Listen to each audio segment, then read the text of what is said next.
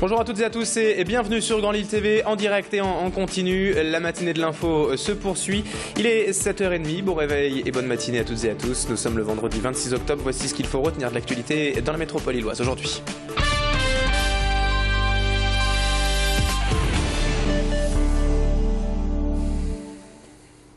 Et tout d'abord, pour démarrer cette édition, ce vendredi, veille de week-end, quelques mots à propos de Lille 3000 et de Fantastique qui se poursuit bien sûr avec notamment le concours des vitrines fantastiques dans le centre-ville de Lille. Vous les avez déjà vus certainement, ces lapins roses chez vos commerçants. Ils ne sont pas là juste pour faire joli, mais bien pour participer au concours des vitrines organisé par la Fédération lilloise du commerce. Plus de 700 commerçants y participent et chacun d'entre eux a reçu un petit kit de décoration de base. Mais tout le reste de l'embellissement de leur devanture est à leur charge. Le thème évidemment c'est le fantastique et ici par exemple rue de la Clé dans le Vieux-Lille, les commerçants sont allés encore un peu plus loin en s'associant avec un week-end d'artistes pour créer ces totems sur les poteaux de signalisation. Tout cela contribue aux couleurs et à la gaieté de la rue, en lice également pour le concours du quartier le plus fantastique.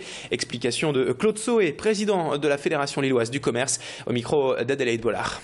Pouvoir monter en fait de telles opérations et travailler en partenariat avec le commerce, si vous voulez le tourisme, la culture, je crois que c'est quelque chose en fait, les loisirs aussi.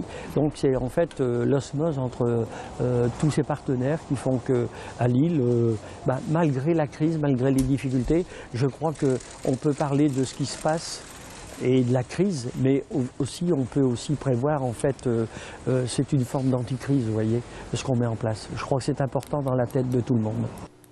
Également à la une de l'actualité, cet vendredi, cette manifestation agitée des agents du département hier à Lille. Plusieurs dizaines d'entre eux ont violemment fait irruption lors du comité technique paritaire pour dénoncer la fermeture de leur crèche de collectivité. Une porte a été fracturée et des coups ont été échangés avec le personnel de sécurité.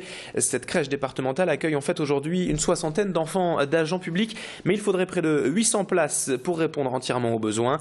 Et avec un coût de fonctionnement déjà de plus d'1 200 000 €, cette crèche coûte à la collectivité plus du double d'une crèche classique. Des moyens démesurés donc selon le président du Conseil général, Patrick Caner, qui explique que le département n'a aujourd'hui plus les moyens de payer cette crèche.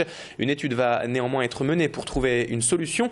Et quant à la réunion de dialogue social initialement prévue hier après-midi entre syndicats et direction, elle a tout simplement été annulée par Patrick Caner après le comportement intrusif des manifestants. Retour d'ailleurs sur cette polémique et ces incidents avec le président du Conseil général du Nord, Patrick Caner, au micro de Macha Grenessen.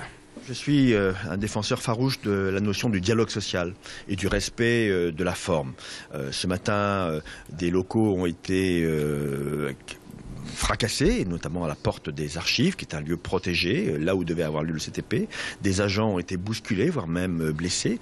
Ce sont des pratiques que je dénonce, qui sont absolument inacceptables et qui, je dirais, n'honorent pas ceux qui les ont mises en œuvre. Je le regrette vraiment très, très sincèrement. Ce n'est pas comme ça que je conçois le dialogue social dans ma collectivité. Je le regrette profondément. Toujours dans l'actualité sociale et dans ce journal, les salariés de Surcouf se sont réunis hier devant le siège de l'entreprise afin de négocier leur plan de sauvegarde de l'emploi. Les employés demandent notamment un budget de formation et des indemnités supralégales et pour cela ils sont prêts à se lancer dans une grève illimitée, nous ont-ils annoncé hier. Leur morale est d'ailleurs quelque peu meilleure depuis l'annonce de la liquidation judiciaire de la société, notamment grâce à un aménagement de leur emploi du temps par la direction. Mais les représentants syndicaux se disent prêts à aller jusqu'au bout pour obtenir gain de cause avant de perdre leur emploi.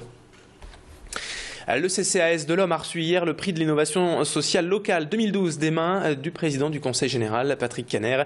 Ici, la ville de l'Homme et notamment les services de l'EHPAD ont mis au point de nouvelles techniques pour redonner le goût de manger aux personnes âgées. La cantine du CCAS livre en effet des centaines de repas à domicile par jour, mais pour certains, bien mâcher et mastiquer est devenu trop difficile, voire impossible. Le chef de la cantine a donc tout simplement pallié cette difficulté en confectionnant des repas entièrement mixés, tout en gardant tout de même toutes les saveurs des aliments. Notre journaliste Macha Grenessen y a goûté et ses plats sont étonnamment savoureux de son propre aveu. Voilà donc un procédé innovant qui a redonné de l'appétit aux personnes âgées et qu'il convenait bien de récompenser. Explication avec Roger Vico, le maire de l'Homme, au micro de notre journaliste. On fait quelque chose d'unique en France, c'est-à-dire que nous préparons pour les personnes âgées qui ont des difficultés de mastication, de déglutition, des repas prémixés, mais en faisant en sorte que la saveur, le goût des repas soit exactement le même que le repas qui n'est pas prémixé.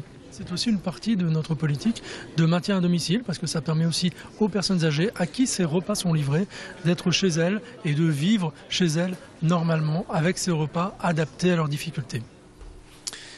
On termine maintenant ce journal avec ce message de prévention délivré hier à la médiathèque de l'Homme auprès des enfants. Une réunion d'information était en effet organisée contre les dangers du cyberbullying, ou si vous préférez le harcèlement sur Internet. Le fait d'utiliser les technologies d'information et de communication comme les réseaux sociaux pour porter atteinte à une personne de manière délibérée et répétée. Des insultes sur les chats, la publication de photos humiliantes ou encore l'usurpation de comptes dans l'intention de nuire. Voilà autant de procédés hautement répréhensibles mais tout à fait courants sur Internet. L'association intercommunale d'aide aux victimes organise donc régulièrement des réunions de ce type auprès des parents et des jeunes. Et même s'il est important de ne pas s'alarmer au moindre écart, le message de prudence est de mise tout de même pour Anne Chantraine, psychologue rencontrée par Mathilde Espinas. Jusqu'à présent, le cyberbullying peut être minimisé, voire banalisé par les parents ou je dirais par la communauté éducative, de pouvoir dire c'est pas si grave, c'est des moqueries, ça s'est toujours passé à l'école, il y a toujours eu comme ça des petits conflits. Donc c'est vraiment, ça peut être très fortement banalisé. Or les conséquences sont très importantes. Ce n'est pas qu'une petite bagarre, qu'une petite insulte entre élèves, mais qu'au contraire il y a cette visée d'intimidation, cette visée d'humiliation et le caractère répété qui vont entraîner des conséquences psychologiques importantes. Et voilà, c'est la fin de ce journal, 7h36 ce matin sur Grand Lille TV. Excellente journée à toutes et à tous. Restez avec nous dans un instant, la météo du jour et du week-end et l'infotrafic en temps réel. À tout de suite.